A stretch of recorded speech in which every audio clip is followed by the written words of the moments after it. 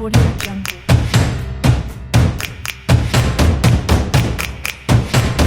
Audio Jungle.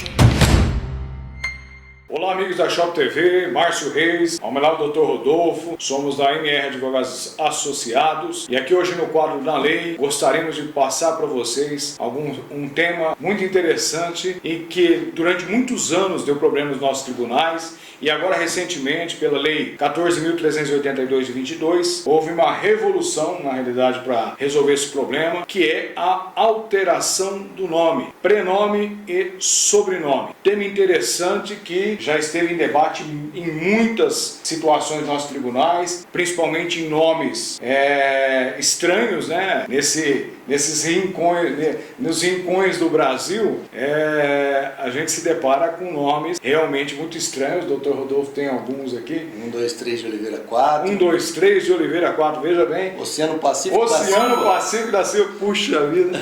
Então, na realidade, não é só isso, né, gente? Nome, na realidade, em alguns debates, tem alguma significância a pretensão ou da mãe e do pai ou da própria pessoa para alterar o seu nome. Ou porque sofre bullying na escola, ou porque ele realmente não se vê, não se enxerga naquele nome ou naquele sobrenome. Então essas situações hoje, com a edição dessa lei em 2022, evoluiu muito e deixou muito mais, além de célere, muito mais barata essa discussão e essa alteração. Doutor Rodolfo, conta alguns casos nossos aqui com respeito a esse tema. Então, Márcio, olá a todos aqui da Shop TV, no programa Na Lei, mais um programa aqui para vocês, para tirar essas dúvidas. Um assunto muito particular, muito interessante, né? Já tivemos clientes nesse sentido. A Lei de Registro Público dizia antes, né, dessa legislação que você acabou de citar, que você precisava de uma ação judicial a partir dos 18 anos para você poder alterar o seu nome, e com justificativa. Tinha que convencer o juiz as razões do porquê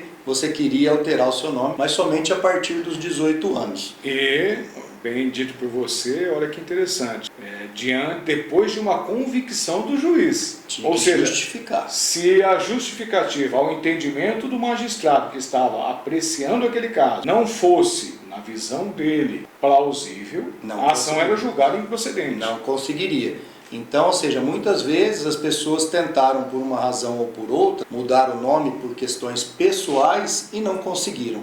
Vou citar um exemplo, a gente teve um caso aqui no escritório, né, que o pai abandonou desde muito novo, tinha o nome do pai e tinha uma revolta por causa disso. Então nas festinhas de criança o pai não comparecia, o pai nunca deu atenção, o pai sempre desprezou, né? Então o filho esperou os 18 anos para ajuizar uma ação e teve que ter laudo judicial, ou teve que ter laudo pericial, teve que ter laudo de um psicológico, aquilo abalava. Que isso causava nele transtornos, inclusive nós juntamos desenhos dele em festinhas de criança, onde ele colocava a figura da mãe, riscava a figura do pai, e vídeos em solenidades da escola, onde só a mãe estava presente, e isso afetava, mostrava ele chorando. Então ele tinha tudo isso guardado para poder convencer o juiz que aquilo lhe fazia mal, que ele queria tirar o sobrenome do pai.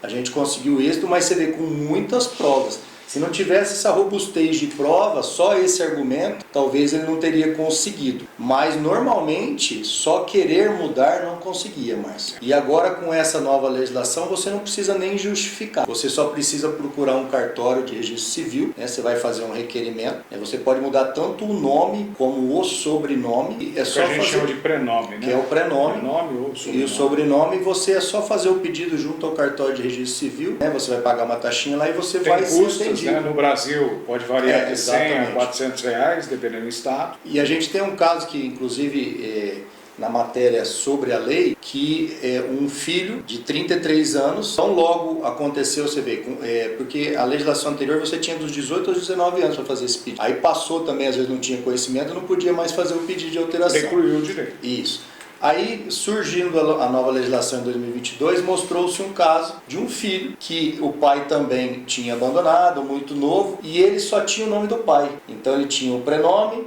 o sobrenome do pai e não tinha o sobrenome da mãe. E o filho no final, né? E o filho no final. Então ele tinha o nome do pai com o filho no final e não tinha o sobrenome da mãe. E aí com 33 anos após o surgimento dessa legislação, para ele fala inclusive na matéria que foi uma alforria, porque ele foi ao cartório, tirou o sobrenome do pai e o filho, né? E pôs o sobrenome da mãe, que aí ele pôde apresentar a certidão de nascimento para a mãe, os dois choraram inclusive, falou, ó, eu devo isso tudo estar aqui até hoje por causa da senhora, que é minha mãe, está aqui o seu sobrenome. Foi mãe e foi pai, mãe e pai, todo o período. Que eu não tinha o seu sobrenome. E agora eu vou poder passar para os meus filhos, ele estava casando, ia casar em breve, eu vou querer ter filhos e eu vou passar o seu sobrenome, mãe, para os meus filhos, porque ele iria passar só o sobrenome do pai para os filhos. Então você vê que às vezes parece pra gente, às vezes parece uma coisa bobagem. simplista, bobagem, e não é, porque a pessoa na realidade representa a vida dela. Isso, é um história, contexto, é carregado de emoção. Isso, é carregado de emoção. Carregado de muita emoção. Isso é muito importante. Então não é claro que existe aqueles nomes que a gente deu como exemplo no início, dessa exposição, que são coisas mais esdrúxulas. Só mostrar o nome mas que existem, né? De repente você mostrar para o juiz lá, o Zé Mané, não vai dar, né, Celeste? E o próprio nome já traduz a justificativa, mas na maioria dos casos não. E tem uma particularidade que eu acho que tem que transmitir para o pessoal que está nos ouvindo, que você também não pode escolher qualquer sobrenome. Eu não posso chegar lá e falar, eu quero me chamar Márcio Justus. Né? Márcio Abravanel. Ela até interessante, né? São famílias importantes do nosso cenário nacional e muitas vezes até internacional. Eu quero me chamar Diniz. Meu sobrenome... Não é bem assim, né, doutor? Ainda tem que se provar no cartório o porquê, qual a significância, qual a relação que você, pessoa natural, tem com aquele sobrenome que você quer adotar. Então não é simplesmente você ir lá e falar, quero adotar um nome que vai lhe deixar mais exuberante. Não é assim. Exatamente. Tem que ter uma relação de causalidade. Isso é previsto na lei, né, doutor?